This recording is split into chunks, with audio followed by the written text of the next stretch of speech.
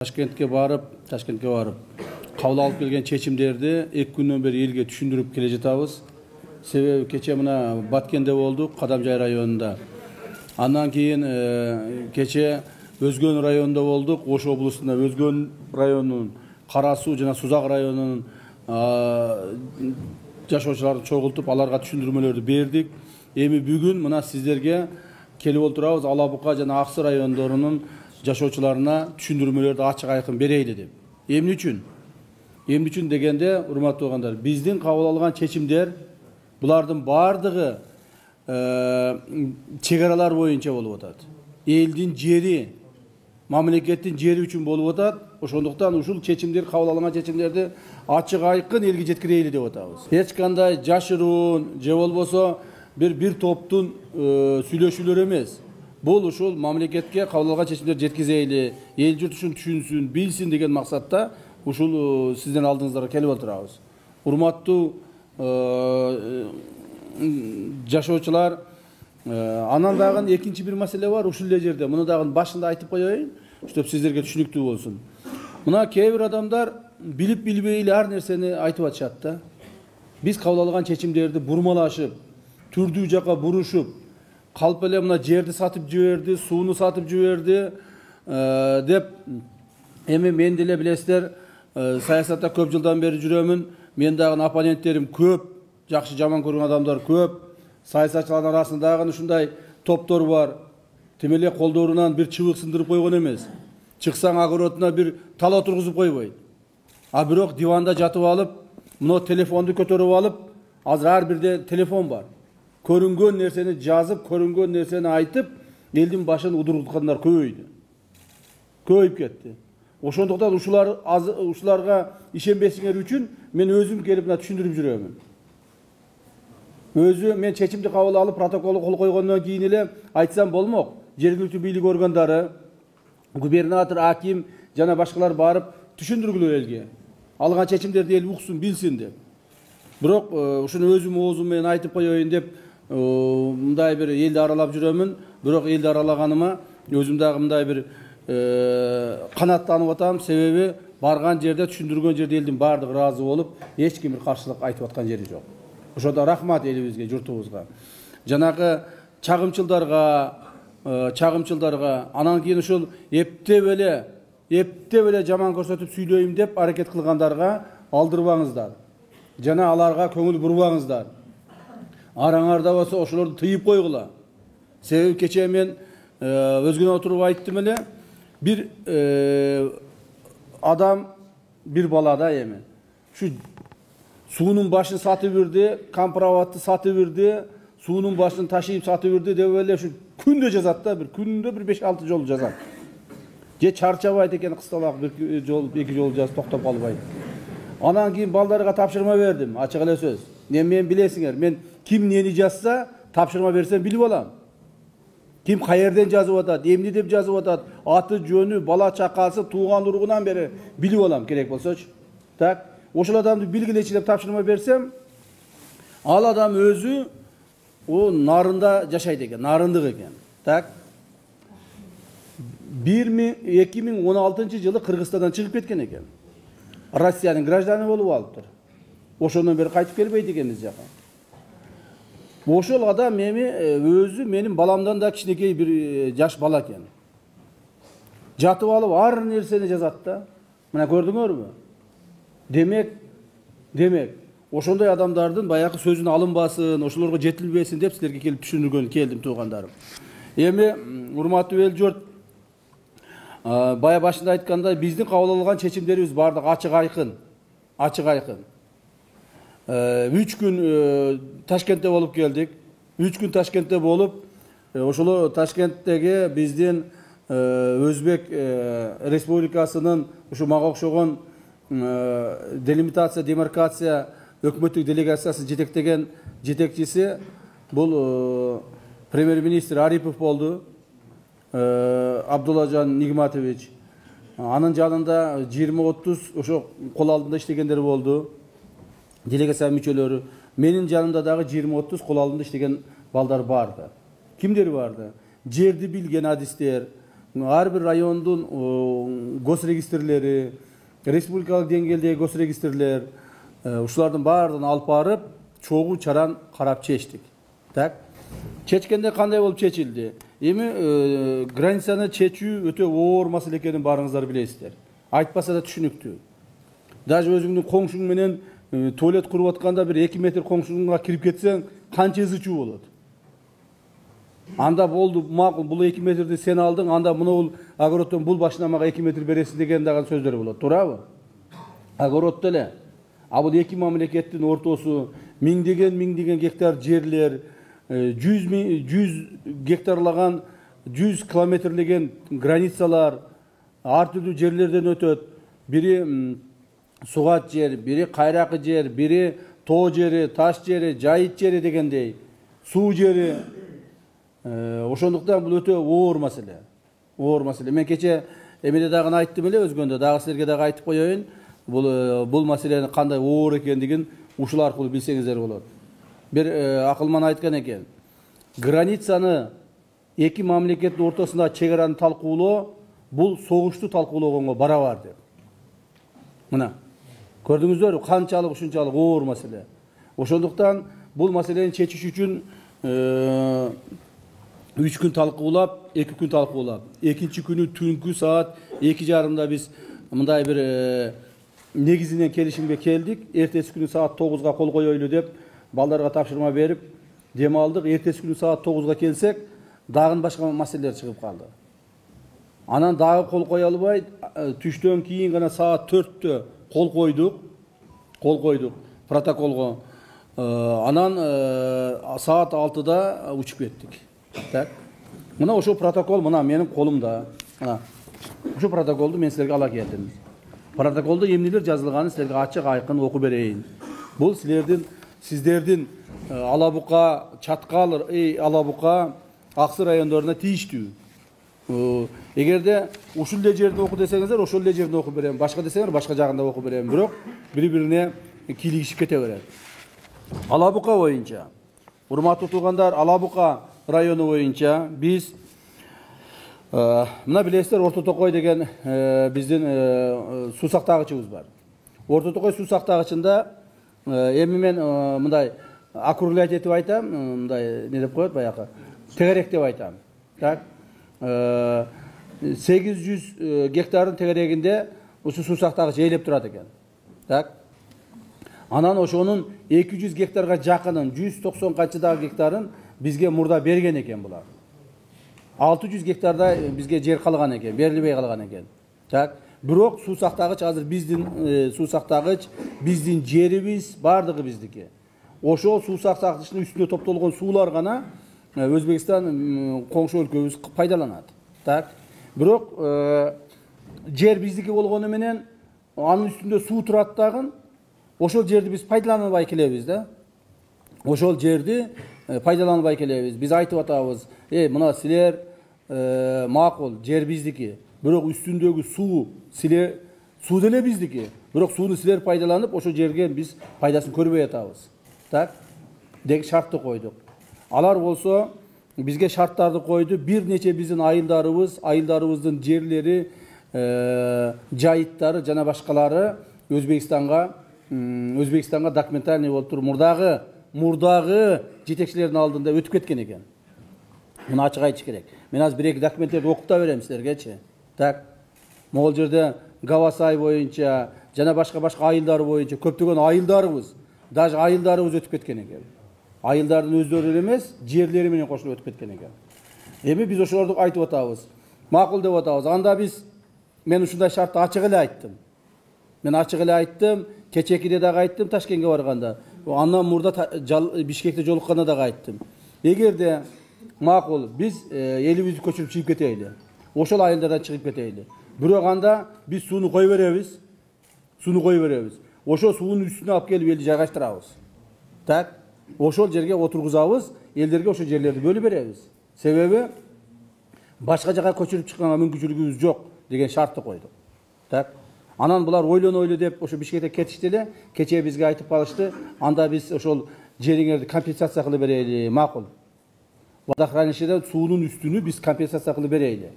Так. Бирок жер силерге кала берет, компенсация кылып беребиз. Убактылуу биз пайдаланып турайлы жериңерди деп. Но компенсация кылган жерлерди биз өзүбүздүкү деп түбөлүккө жазып ала турган болдук. Мындак айтып коеюн. Биз алар жазып алабыз. Ал уже биздин мамлекеттин жери, эли болуп калат. Кайсы жерлер өттү бизге?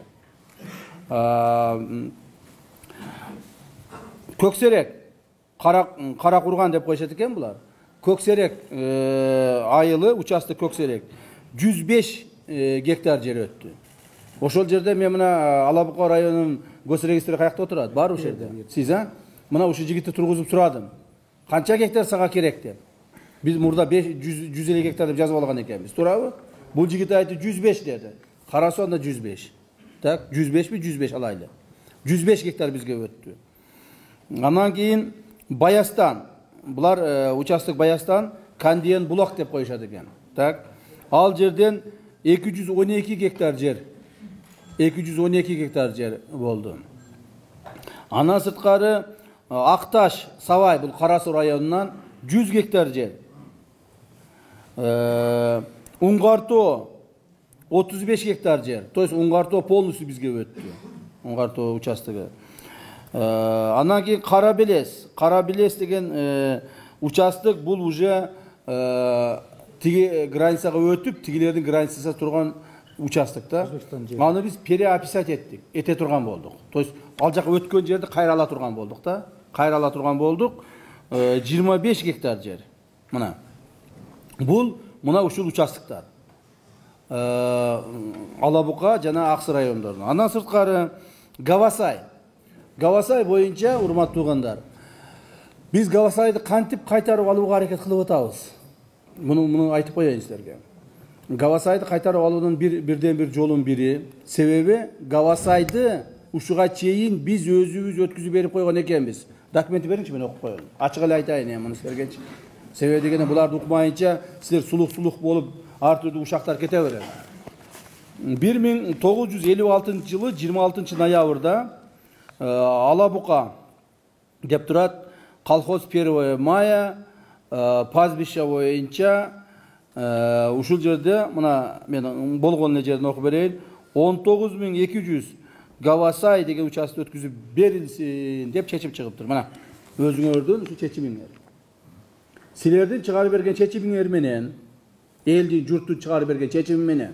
Так, бул жерде председатель исполком Алабукинский райсовета, секретарь исполком райсовета деп жазылып турат. Так, депутаттардын катышуусу менен жергиликтүү депутаттар өздөрү өткүзүп берген экенсиңер. Анан кийин ошо силер өткүзүп берген жерди, буну эми жашыруун эмес, ошон үчүн айтып атам мен. Жашыруун болсо айтпайт эле. Ошол өткүзүп берген жерди биздин Кыргыз министрлер совети деп аталат. Жогорку советтин президиумунун указы менен. Кыргыз Республикасы Жогорку советинин президиумунун указы менен ушул чечимди алар утвердить этип, тигилерге өткүзүп берет. Эмне үчүн? Себеби биз баягы налог төлөй албай калдык, эттин планын толтура албай калдык, жерибиз көп болсо, значит этти көбүрөөк сурайт экен. Андан көрө биз өткүзүп берип коелу, дагы азыраак этке план коюлат экен. Жер көп болсо эт көп болот экен деп деген максатта болгон да бул ошо маалда. Эми анда билесиздер, бир Советский Союз деген бир мамлекетте жашачубуз. Так, азыр мына бөлүндү. Ошондо буларга өткүзүп берет экен, документали баары өтүп кетет экен. 19200 гектар деп жүрөт бул жерде, бирок практически 15000 гектардын тегерегинде өткүзүп берилиптир. Ошо маалда. Эми ошондой болсо деле ал жердин баардыгын биз колдонуп келген экенбиз. Мындай эмеси айтканда, мындай кагаз менен ал жака өтүп кеткен, кагаз менен өтүп кеткен. Колдонгонду биз колдонуп келгенбиз, туура? Фактически биз өзү колдонуп келгенбиз. Ошол жерде бир 4-5 айыл бар. Өзүңөр билесиңер кайсы айылдар экен. Ошо 4-5 айыл ошол жерде жайыт катары колдонуп келген экен. Жайыт, анан жайыттын үстү тоо, билесиздер. Так? Ошентип колдонуп келген экен. Бирок мына мамлекеттер бөлүнүп, чек аралар такталгандан кийин булар айтып чыкты. Мына биздин документаль бул жер биздики, туугандар деп. Анан кийин ошон үчүн баягы солдаттар автоматтар менен өтүп келип, документтерин көрсөтүп, бул жер биздики. Мына картада дагы биздики, документальный дагы биздики. деп ошончо алар доказ этип жүрүшөт. Так, ага карабай эле биздин бул жердеги каарман балдарыбыз жок эле жок. Бул жер биз өмүр бою биз пайдаланып келатабыз, өмүр бою биз мал багып келатабыз. Мен атам, чоң атаң багып келген, булар басып алды, бул жерди сатып бериптир деп ген сөздөр чыккан. Ошол жерде мынтыктар атылды, көрдүңүздөр, мынтыктар атылды. Канча жолу жаңжалдар болду.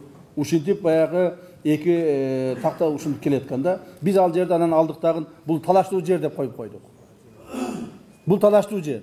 Бул жерди биз талашабыз, бул жерге биз доказ этебиз деп коюп койдук. Так. Коюп койгондо биз көрсөтө турган кагазыбыз жок болду. Кагаздын баарын өзүбүз берип койгонбуз. Ап келип мага айтып атат. Мына, көрдүңбү муну деп атат. Мына кол койгон деп атат. Мына бул райондун дуку. А мына бул болсо жогорку кеңештики, жогорку совет деп коет. Жогорку советтики, так? Мына министрлер совет, бул алиги кабинет министри. Мына бардыгы бар. А силердин кандай кагазыңар деп сурап атат.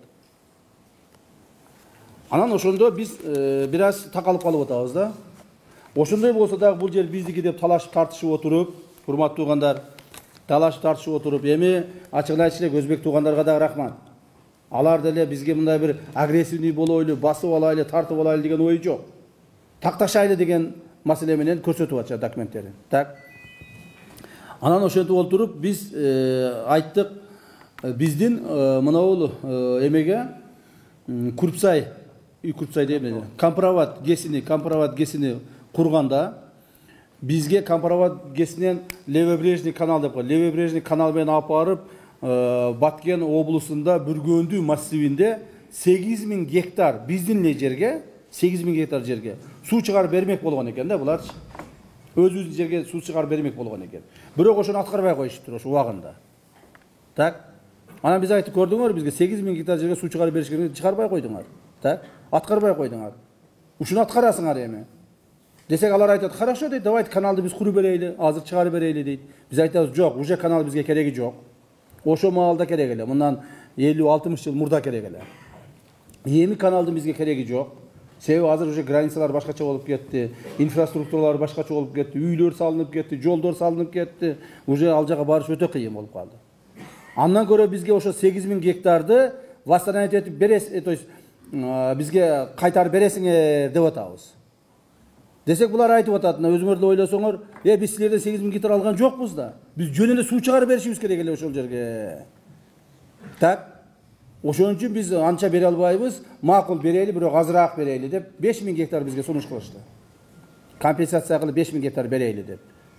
Анан биз талашып, тартышып, мына Назирбек Нарматович экөөбүз, мына Абдулат Абдыраимович үчөөбүз кирип, биз жактан үчөөбүз кирдик, алардан үчөө кирди.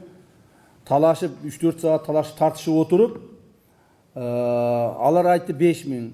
Жок, мен айтам 10000 дейм. Алар айтат 6000. Жок, болбойт, хотя бы 9000 бересин деймин. Ушинтип талашып, тартышып, тытышып отуруп, акыры 8000ге көндүрдүк. Гавасай участкасынан макулдешип 8000 гектар жерди бизге жазып бере турган болду. Так, жазып бере турган болду. Эми биз мурда кетип калган жерде компровод суу сактагычынын алынган милдеттемесинин негизинде ошол жерди кайра алып атабыз. Так. А башка маселе коюп алыш кыйын экен. Аны эми күч менен тартып ала албайсың, зордоп ала албайсың, урушуп талашып ала албайсың, туурабы?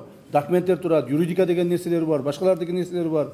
Ошондон биз компроводдун мурда 70-жылдардагы кабыл алынган шарттарын аткарбай койгондугу үчүн деп туруп, Гавасай участкасынан 8000 гектар жерди өзүбүзгө жаздырып алууга макулдаштык.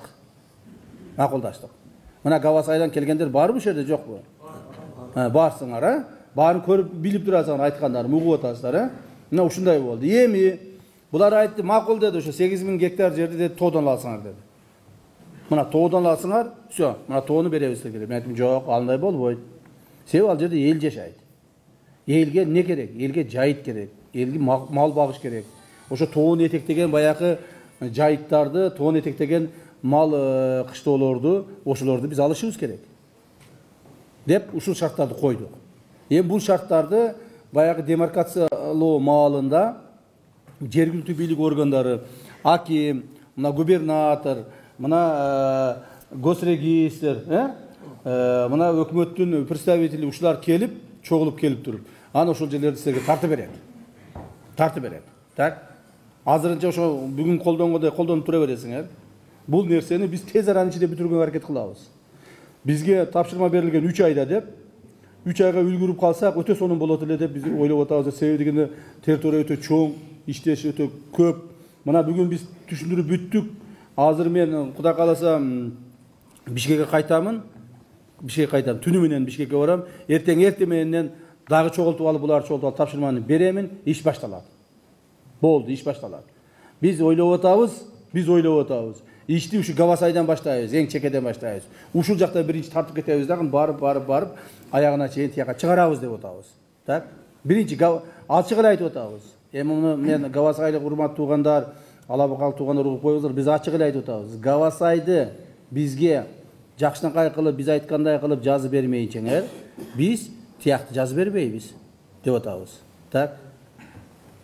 Мына ушундай маселелер менен, ушундай ызы чуу менен, уруш талаш менен, эми уруш талаш эмес, мындай бир талаш тартыш менен жүрүп, ушуну тактап келдик. Эми кече бирөө айтып атат, макул силер тактап келипсиңер дейт, 500 гектарга жакын жерде тактап келипсиңер. А булар бизге 600 гектар бериш керек эле деп атат. Урматтуу туугандар, дагы бир жолу айтайын. Бул берилген жерлер бизге вечный бизге өтүп атат мамлекетке. А суунун астындагы жер, ал жер дагы биздики. Буларга берип койгон жерибиз жок. Так, убактылуу пайдаланып туруш үчүн гана биз ушундай кылдык. Так, ошондуктан бизден 600 гектар жерди суу басып турат, а силер болгону 500 гектар жерди алыпсыңар. Эмне үчүн 100 гектар азыраак алып койдуңар деп атышат. Бирок айтып атпаймынбы? Бул мамлекеттин жери, мамлекеттин суусу, мамлекеттин территориясы. Бул бир айылдын, бир адамдын, же бир уруунун территориясы эмес. Так?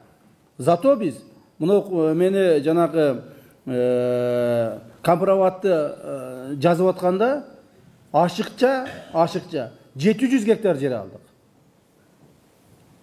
Ашыкча. Алар бизге 300 гектардай жер бериш керек эле. Биз 1000 гектар жер алдык. Мына. То есть ушинтип отуруп, бая бири-бирине сыйлык ичип кетип атат да. Именно Касансайда 100 гектар калып кетти. Качан алабыз эмес, ал 100 гектарды биз жетесе көп кылып туруп, өзгө менен сузактан алып койдук. Мына. Так. Но зато ошол компроматтын эсебинен Гавасайга 8000 гектар жерди кайтарып бергенге макулдаштык. Көрдүңөрбү? Ошон үчүн урматтуу туугандар, бул сиздердин районуңузга жараша кабыл алынган маселелер. Эгерде компромат жөнүндө айтып бер десеңер, аны дагы айтып беремин. Айтып берсеңер, аны дагы айтып беремин. Андан сырткары 4 компромат боюнча дагы силердин районуңарга ушул районго байланыштуу өтө чоң маселе бар. Мындагы айтып коеюн. Жана кээ бирде айтып атышат, тиги честно говоря, тиги жактагылар компроматтын жерини беришти. Бирок компроматтын жерини каерден алдык биз? Өзгөндүктөр, кара суулуктар, сузактыктар жерини берди аерден. 4100 гектар жерди берди. Эмеге, жанагы суунун астына 4100 гектар берди.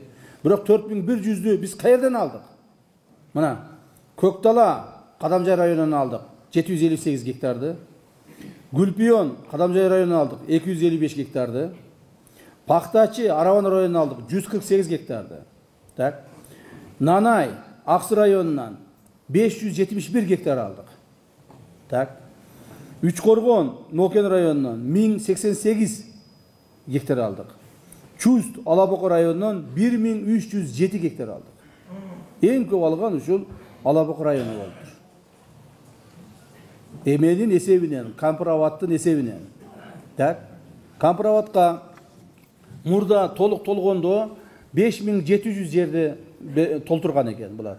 Биз азыр толук толбой турган кылып, мурда 908 менен толот экен. Азыр 900гө түшүрдүк. Горизонталь деп ушуна эсептейт экен. 900гө түшүрдүк. Ошондо 4400 болжол менен 4400 гектар жерди биздикин ээлеп калды. Анын 4100'ü мурда берген экен, мына мен окуп бердим, 4127'si murda bergen eken. Dagы 300 hektar beriş kerek ele. Ошол 300 гектардын ордуна биз өзгөн жана Сузак райондорунун чектешкен жеринен, билесиздер, мына өзгөнү кетип атканда, ошко кетип атканда баягы перевал бар го, Ташакур перевалы. Ошонун тегерегинен өзгөн районуна 500 гектар, Сузак районуна 500 гектар кылып 1000 гектар алдык. Так, өзү 300 гектар эле бериш керек эле. Биз себеби мындай, эмне үчүн мындай болуп атат? Урматтуу туугандар, себеби булар 1970 жылдары, 70, 71, 73, 80 жылдарга чейин ушул договорлор аткарылыш керек эле. Булар аткарган эмес. Аткарбагандыгын булар дагы мойнуна алып атат. Туура ошол маалда аткарылган эмес деп мойнуна алып атат. Бирок ачык эле айтыш керек, урматтуу туугандар, урматтуу эл журт. Муну биз ачык айтпасак дагы баягыдай не деп коет, ушак айыңдар көбөйүп кетет. Мурда Союз маалында көптөгөн биздин жетекчилер, мен көп документтерди алып көрүп өзүм таң калып атам. Мен деле билбейт экенмин ушуларды. Көргөндөр билет экенсин. Көптөгөн мурдагы жетекчилер көптөгөн жерлерибизди колхоз кылып берип берген жерлери бар. Так, миңдеген жерлерди, гектарларды берип беребиз деген жерлер бар. Мына азыр мен чуркап жүрөм, бир карыш жеримди бербейм деп. Туурабы? Жаман көрүнүп, ызычуу болуп, урушталаш болуп. Миңдеген гектар жерлерди берип берген жерлер бар. Биздин эч кандай претензиябыз жок. Баары жакшы болду. Баары бүттү деп мына 8000 гектар боюнча дагы, башка боюнча дагы калып кеткен компенсация боюнча дагы водохранилище Компроводко эч кандай претензиябыз жок, кол коюп берген жетекчилер дагы бар. Ошолорго ошол кол коюп берген чоң кызмат иштеген жетекчилерибиз бар. Эч кандай претензиябыз жок, баары өттү, баары бүттү деп. Бирок ошол баары өткөн жок, баары бүткөн жок. Алар кылынбай калган деп биз кайра көтөрүп чыгып, мындай талап кылып кайрадан алып атабыз. Кудай кааласа, ушул кылган эмгегибиздин, чуркаганыбыздын акыбети кайтып, бүгүнкү күндө өзбек, кыргыз чегарасы толук бойдон бүтүп калды десек болот. Эмне үчүн до конца бүткөн жок, муну айтайын. Бизден Чешме деген булагыбыз бар, билесиздер. Кадамжай районунда Миң булак бирлик айыл өкмөтүндөгү Чешме деген булагыбыз бар. Так, ошол жерде Чешме булагы болгону 2 гана сотук жерде элейт экен. 2 сотук жер экен. Булактын өзү 2 сотук жер. Ошол жерде такталбаган, булактын негизин такталбаган 1 гектарда жерибиз калды. Эми өткөндө эле былтыр эле ызычуу болуп урушталаш болгон билесиздер. Дагы бир ошол ызычуу урушталаш болбосо муну туртурайлы эми. Муну туртурайлы, Кудай буйрса бир убакыт келгенде мында чечип алабыз. Деп ага калтырып койбостон аны токтотуп койдук дагы башка жактарды чече берели деп макулдаштык. Чечмеден башка 1 гектардай жерден башка Кыргызстандын эгерде мына протоколго баардык колду койдук, ушу протокол иштеп аягына чыга турган болсо, Кудай кааласа, бардык Өзбек, Кыргызстан чегаралары такталып бүттү. Эми мындан ары такталбаган чегара, такталбаган жер, спорный жер, андай-мындай деген түшүнүк болбойт. Мындан ары бул Кыргызстандын жери, бул Өзбекстандын жери. Бул чегара деген гана түшүнүктөр болот. Андан сырткары кээ бир жерлер бар экен, мурда ушундай границаны тактап аткан маалда туура эмес такталып калган жерлер бар экен. Муну демаркация маалында эми алмашуу гана жолу менен чечебиз. Мына, например, мисалга айтайын десем, мына жерде мына Араван районунда 31 гектар жер бар экен. Айтып атышат, бизге бул невыгодный болуп атат деп атат. Мен аларга айттым, Араван район жетекчилерине. Ну хорошо, 31 гектар жер силерге алып берейли. Анда силер башка жерден 31 гектар жерди бергиле, даярдагыла дедим. Мындан ары алмашуу гана жолу менен болот. Жанагыдай берип коймой, жөн эле 100 гектар аяк алып коймой, жок. 1 сотук жер болсо дагы алмашуу жолу менен гана болот. Кадамжай районунда элдер наразы болуп атат, биздин 15 гектар жерибиз өтүп кетти депчи. Биз айтып атабыз, хорошо, 15 гектар жериңерди кайтарып берейли, бирок башка жерден 15 гектар жерди өзбек туугандарга берейли. Так, уже алмашуу жолу менен гана. Ошондой эле нерсе мына Дейрес, Аксы районунда. Ошол жерде жанагы жол бар экен, жайлоого чыга турган жол бар экен. Так, жайлоого чыга турган жол 3 километр жерби, 3 километрби где-то. 3 километрдей жерди Өзбекстанга өтүп кетиптир. Ал 3 километр жер болбосо биздин жайлоого чыга тургандарыбыз 30-40 километр жерди айланып өтүш керек экен. Так?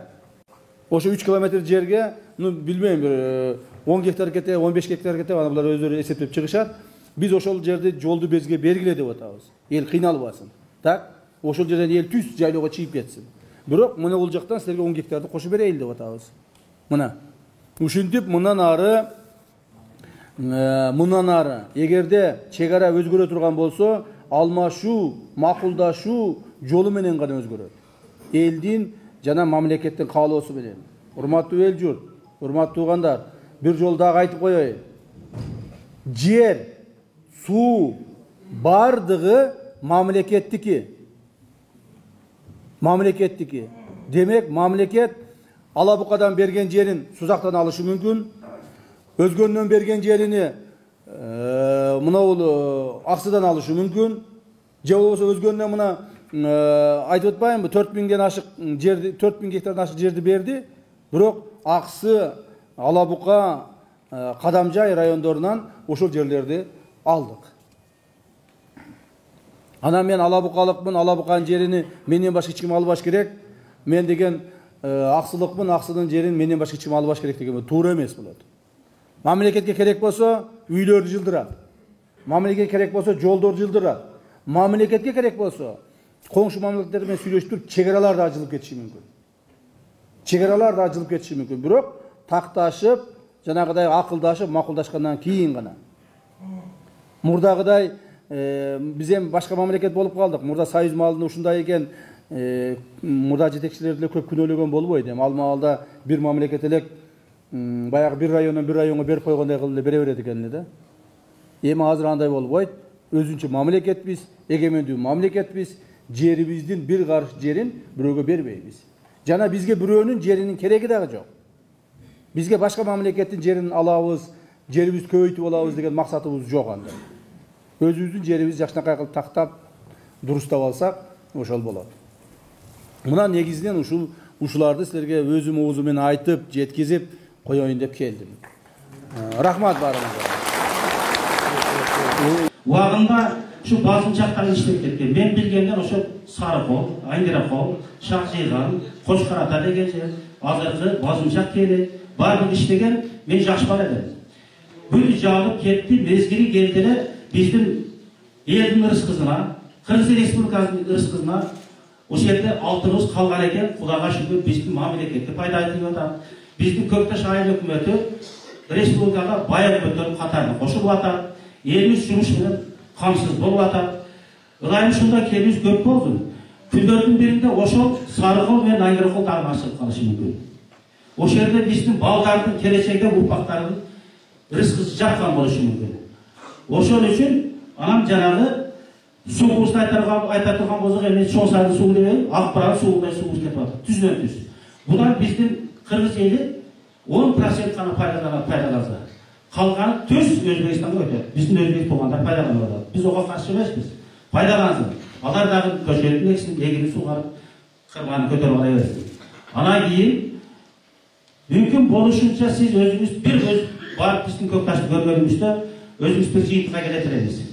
Анан азыр биздин райондон Көкташтын центрине 110 км алыстыкта.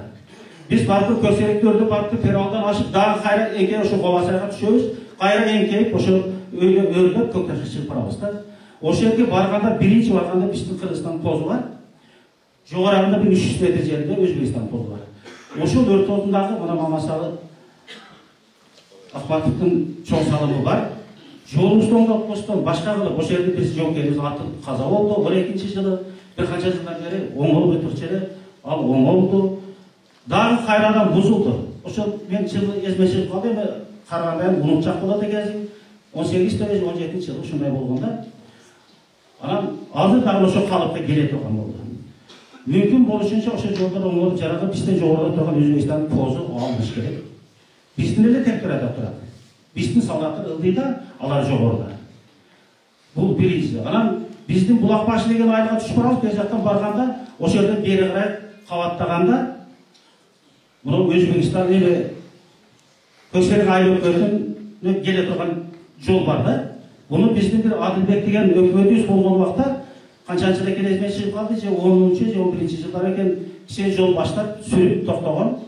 Eğer de o'sha yo'l solinib qolsa, bizga perevol yo'q, elning turmush tirikchiligi o'ng'iladi. Biz misol hozir aloqaga kele turgan bo'lsak, keminde 3 saat, çünkü bu zaman anlamlaşık. Hazırki usulda başta 3,5 saatte geletiyoruz. Sebebi o ortak bir yolu Murunku'dan da zaman olacaktır. Oşul jakları karıştırsanız, ana keyin oşul kem baylıklarını ne kılıp, eski alıp turup, oşul жерди mümkün boluşunca özünüz görüp, gözünüz menen, gözünüz demek kılatırıyızda, janagı Özbekistan taraftan bir çırpıp oturulgan emas. Al жерде толук бойлап биздин ата бабалардан калган жердер. Бүгүнкү күндө карта боюнча силердин жериңер каерде экенин билесиңер, э? О айтпай эле коеюн аны. О. Көкташта эмес, Гавасайда эмес, башкача. И башка жерде. Макулбу? Ошо айтпай эле коеюн. Кудай кааласа биз описание тарткандан кийин карталар өзгөрөт. Ошончо бая айтып атпайбы, карталар өзгөрөт. Карталар өзгөргөндө сиз айткандай, элдин каалоосу менен эл каалаган атка коюп алсаңыздар болот. Анын эч маселеси жок. Ошо. Анан эми мына сиз айтып атпайсызбы? Биздин кен байлыктарыбыз бар. 53-жылкы карта деп атасыз. А мен сизге азыр 56-жылкы чечимди окуп бердим. 53 ошондой эле, туура. 55 дагы ошондой эле. 56-да чечим чыгып атпайбы? 26-ноябрда. Ошондон кийин өзгөрүп кетип атпайбы баары? Сиз эң туура айтып атасыз. Ата бабаларыбыз, урпактарыбыз ээлеп, сактап ошо келген жер. Но бирок жетекчилер болот экен, эл болот экен, журт болот экен, карта деген бул баягы живой нерсе экен, жер дагы мындай өзгөрүп турат экен. 100 жылда көрүп атасызбы? Кээ бир мамлекеттер картадан жок болуп кетип атат. Такыр эле жок болуп кетти. Так? Ошон үчүн мен дагы бир жолу айтамын. 8000 гектар жерди, урматтуу Гавасай туугандар, 8000 гектар жерди жергиликтүү бийлик органдары силер менен кошо чогуу жүрүп ошол жерди тартып аласыңар. Так? Бирок эми тигил тараптын дагы биздин коңшу мамлекеттин өзүнүн талаптары бар. Алар дагы айтат, жок, биз бу жерди бербейбиз, биз бу жерди беребиз дейт. Мурда ошол сууну тоскон учурда өзүңүз билген чаткалдын жолунан сай өрдөп, мына Хадырлатып жакшы билет, элдин жерин басып калчу. Ушул сууду эми бир өлчөм менен тосулабы, же ошол канча каалаганча тосуп кете беребиз. Себеби ал жерде канча элдин үлүшү, канча эл жер отуруп атат адамдар. Элдердин үйүнө чейин, үйүнүн ичине чейин суу кирип кеткен убакыттар болгон. Биз ошол убакта чече алган эмеспиз. Себеби ал убакта өзүңүз жакшы билесиз. Өзүбүз карайбыз. Ал эми өзүбүздүкүлөр эгерде баягы тосуп коюп үйгө суу киргизип берсе, анда ошолорду өзүбүз наказ этебиз. Андай болбойт. Андай болбойт. Андай болушу мүмкүн эмес. Ушул суу бир өлчөмдө тосулабы деген. Туура тосулат. Себеби өзүбүздүн колубузда азыр, өзүбүз тособуз. 3 aylık Özbekistan ayrımından çekleşken 3 yıldan beri şu statüs üzerinde mesele koyuyoruz. Bu meseleleri ayrı hükümet varıp Bişkek'ten de şey çalmayatar. Yemin ben sizlerce bir aydan gelen sözüm televizyonda arzuda Batken gün çıksa canı Batken'e ay çıksa canı Batken'e transformasya çekiler statüs veriler ayrılardır meselesi çekiyorlar. Bir güçlü dağları ünün şu meselelerini seçemeyeceğiz. Bu birincisi. İkincisi Özbekistan'a varıp bize yaş meselelerini seçiklerler. Rahmetlerce. Emin dağın bir mesele kalacak. Özbekistan'ı ötelik desek burada 160 lira. Artık 120 mı çıkıyordur. Emin şu kadar siz kız çarptığı şirket yaşayalım şunu. Eski halı seçikleşelim. Ötürü sistem. Алабукадан 11 айылды берген биз, бирок ал жерде өкмөттүн токтомуна, мыйзамына жараша ар бир элдин санына, граница немесине караса чек-арага жакын статустарга алдырып атабыз. Бирок ошого кирбей калган үчүн бүт документтерди кайра кайтарган. Аны мына биз мен акимге эмеге берип кайрадан карап чыккыла деп эме кылып атабыз. Анан ПЦР боюнча уже чечтик. Азыр мурда 1200 алат эле албай турган болду. Биздин докторлордун берген эмеси менен справкасы өтө турган болуп 15 марттан баштап чечим чыккан. Азыр өткөндө биздеги алган ПЦРдин документи менен жөн эле өтө бересиздер Төлөбөй, Өзбекстанга. Жок, Баймактан болуп атабы? Аны мен мына азыр чек арачы олтурат бизде. sanepstansiyanın nemesi var mı hazır bizde? Glavraç. Buna sizler bizden mamleketin sanepstansiyası to'liq o'tkazib bersalar bitserdi. Oşonun dokumenti bilen O'zbekiston o'zidan albay o'tkazib. Eğer bitserdi o'tsa bizden. O'tgan spravkasi bo'lsa. Ma'qulmi? Aytыңыз. Tura chegarachi aytsin. Baymağ Atları punktu boyunca 15 Mart'tan çeşit çıkan Kırgız Respublikası'nın jarımlarının den soğuluğuna kan koyup Özbekistan'a bir yüzünü şart düzü maksatlı yapıp tutan kalmadı. Kırgız Respublikası'nın jarımları Totseyer Fest'i özümüzden tapşırıp 3 gün gana jarafta boş gerek. Baymaqtan aldılar. Al жерде егерде дене температурасы көтеріліп кетсе болса қайтарады. Ошол атап Totseyer Fest'i 3 günde bizden jarafты азыр гана бүгүндө албай. Себеби дегенде biz çegarachılar al жерден паспорттан текшеребиз. Эгерде Totseyer Fest ала турган болсо үй-бүлөлүк дарыгерлер толуп Биздин мына бүгүнкү күндөгү мына биздин границабыз, Мына биздин границабыз, мына. Ушу менен билебиз. А бирок 1956 жылы 26 июнда Общее собрание членов совхоз артели 1 мая Первомайского сельсовета Алабкинского района Жалабатской области Кыргызской ССР, состоявший 20 июня 1956 года, на собрании присутствовали такой-то 642 человека, деп туруп молжеде повестка дня о ходатайстве перед Советом министров Кыргызской ССР передачи Узбекской ССР 20 тысяч га постоянное пользование. Ушинтип 1956 жылы 26 июнда ушул өзүңүздөр чечип чыгарып өткүзүп берген экенсиңер. Бул биздин жогорку жактан Кыргызстандан баардык маселелер чечилип, Совет министровдон дагы кайсы барды? Райисполком, облисполком, анан Совет министрден баары чечип берип чыгарып өткүзүп берген экен. Өткүзүп бергенде мына участокты өткүзүп берген. Мына карагыла, мына участок, мына кызыл менен көрдүңөрбү, мына. Мына ушул участок өткүзүп берилген. Эми ушул участок 19.200 деп атат. Фактически 15.000 болуп атыптыр. Ушундан эми биз кайра 8.000ди кайтарып алып атабыз. Компроваттын эсебине, компроваттагы баягы аткарылган шарттардын эсебине. Ал кандай болушу мүмкүн? Булар айтып атат. Мына 8.000ди бу жерден бөлүп коебуз, мына 8.000 деп атат. Же мына жерден бөлүп коебуз 8.000 деп атат. Биз айтабыз, жок, андай болбойт. Себеби мына кабас айлык турганда угуп алат. Себеби бу жерде биздин айылдарыбыз жайгашкан, мына. Айылдарыбыз жайгашкан. Ушул айылдарыбызга бул жайып болуш керек. Биз примерно эми бул болжолду айтып коеюн да. Ушундай көрсөткөндө эртең ызычы болуп жүрбөгүлөр. Болжолду мына ушундай кылып бөлсөк деген оюбуз бар, мына. Ушундай кылып бөлсөк деген оюбуз бар.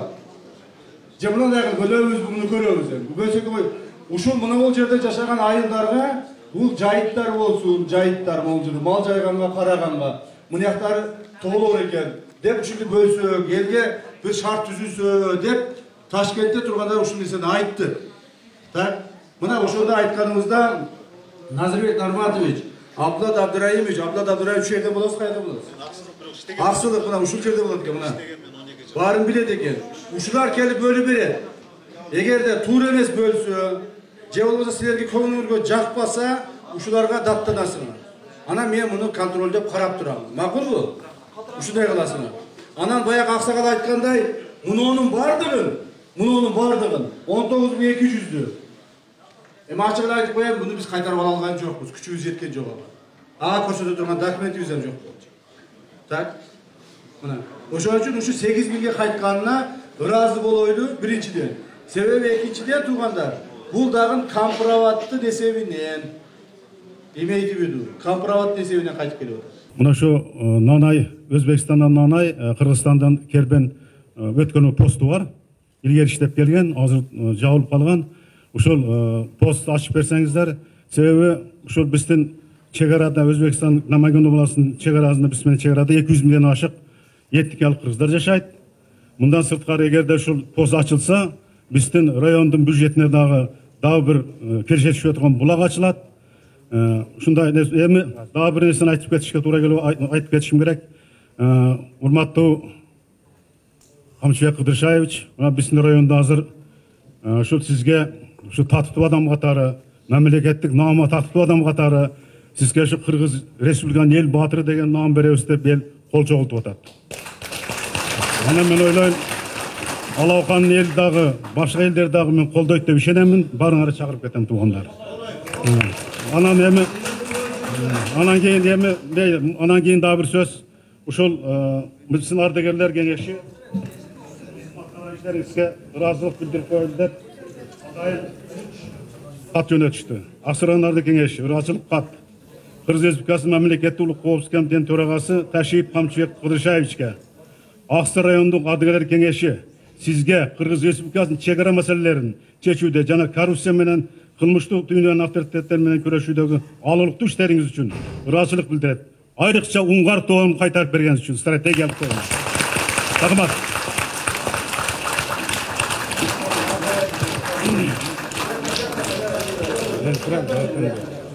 Arkadan beri vermezsin. Arkadan beri vermezsin. Yok, abi biz veririz, kısa yeter, 100 günlük kalkıyor.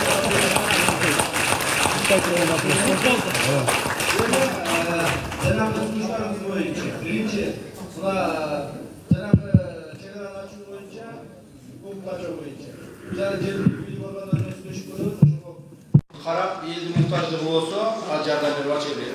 Aleyhine sizin buna nam verin boyunca aytıp koyun, Urmatı Özgür, Urmatı Tuğan'da, bu boyunca hapsi alıp aytıp koyun, yani köp şeylerde aytıp kiletat, başka şeylerde aytıp açacak. Ben ağzı, bu namga ağzınca tatıp koymayasın. Ben daha işleşim gerek, hareket kılışım gerek. Ağzım nam verip koysun, işte verip koyuşum mümkün. Onun için, daha işleyelim. Alt yaptan kontrabanda menен çıkıp en arzan produkta geliyordu. Cüzümü de arzan geliyordu, kurmazı da arzan geliyordu. Balabıkara'nın almazı satılmay benim mal veriliyordu. Men bu iki faktından Pagran Suzba gelgen, prямо жолдан görüp men özüm tar alıp geliyordum. Pagran Suzba video kamera tartqazın mı dep durup, men azır bardan karmayızlar dedim. Nanaydın üstünde kozgarınday bolottu. Tar kütüşüp buna, bu hakikat buna elin bar görgün, şerden jolda жүргөндөр. Ушул нерсени же Pagran Suzba, же роолду bir көзөмөлгө алса жакшы болот dedi. Анча мынча өткүзбөйбүз деген, же болбосо бизге керек эмес, бизге зыян тийип аткан товарлар боюнча жергиликтүү депутаттар чечим чыгарып бере турган болсоңуздар, ошого карап туруп биз өкмөттө чечим чыгарып берели биз дагы. Так? Анан муну каалаган товарды муну өткүзөсүң, муну өткүзбөйсүң деп айта турган Pagran'дын андай эмеси жок, жанагыдай укугу жок. Укугу жок булардын. Ал үчүн өзүңүздөр менен депутаттар менен кошо угуп туруңуз. Ошону азыр эки элдин ортосундагы байланышты, экономикалык байланышты күчөтөлү деп бар нерсе уруксат берилип атат. Бирок ошол эле мезгилде жергиликтүү дыйкандардын товарлары, өзүңүз айткандай алмаларыбыз, башкаларыбыз чирип малга берилип өтпөй калбаш үчүн, эмне өтүш керек, өтпөш керек, депутаттар менен жергиликтүү бийлик органдары өзүңөр чечкиле. Чечим чыгарып бергиле. Ошого карап туруп биз аракетти кылабыз. Макулбу? Шундан алдын козголуп аткан маселе ушул Говосай боюнча мен Көкташ айылдын өкмөт башчысы Рустабек Рахманович биз ушул маалымат каражаттарына дагы айта кетет элем. 1998-жылдан бери Көкташ айыл өкмөтү деп 1-май айыл өкмөтүнөн бөлүнүп чыгып, азыркы мезгилде депутаттар тарабынан дагы Көкташ айыл өкмөтү деп аталат. Мен сиздерден суранам элем ушул маселени. Говосай деп көп жерде ушул маселе көп көйгөйлүү маселе болуп атат. Анан бул жерде такталбаган аймак деп 19200 гектар жергиликтүү элдердин көйгөйү бул 2019-жылы декабрь айында ошол автоматтарды талашкан биздин жергиликтүү тургундар негизинен мал чарбачылыгы менен алектенгендиктен өзбек солдаттары кыргыз жеринин жергиликтүү жашап аткан жерине түшүп өтө чоң кооптуу мамиле жасашкан. Муну бардыгыңыздар Абдулатов аке өзүңүз да келгенсиз, мисалы Такабаев сиз да келгенсиз. Мен сиздерден суранат элем ушул 8000 гектар чечилди деген жерди бир эл менен макулдашып, именно өзүңүздөн суранат элем Кыргызчайыч. Барсаңыз, элдин көйгөйү, биздин элдин негизги көйгөйү мал жандык менен гана пайдаланат да. Мен ушул айыл өкмөт катары сиздерге айыл өкмөт башчысы ушул маселени баарын айтып өттү башында. Эл менен жергиликтүү бийлик кошулуп чечет. Туурабы? Болду деди. Жана Булакбашы деген айылдардын баары ушул жерде суранат элем. Азыр Такталбай, Булакбашы, Кулпексай, Чоңсай, Орто Суу, Köktaş өлкөсү чегара статусун алган. Бирок бир кароосуз калууда да негизинен чыкты. Ушу сиз көтөргөн маселени мен баятан бери 2 сааттан бери айтып атам. Жергиликтүү бийлик органдары менен сиз айыл өкмөтү башчысы, аким, губернатор, так бул жерде госрегистрлер кошулуп туруп, мына госрегистр башчысы турат. Мына бала пастан Ташкентке чейин барып келдиң, а? Allah yolunda Kamçaktaşış kolektivimiz menен Allah elimiz birimlikte, ынтымакта, жакшылыкта болсун. Siz elinizde, şu yurtumuzda, başkarıda sizge den sağlık olsun. Sadır Japarovich menен birlikte, buna sizin eliniz şu yerde, sizlerde kolday. Uzaktan basıda kolday. O şey işlerde ulantıp, batırçılarda işte kılaveriniz. Eliniz için hizmet kılaveriniz. Ünlülerimizden tünç bolunuz. Ömrünüz uzak olsun. El yurt koldak, sizde daim el koldak, el özü sizde koldak. Şimdi ilgilik olsun. Yaşamadık görmemiz, bundan razı olsun. Amin. Allah'a akbar.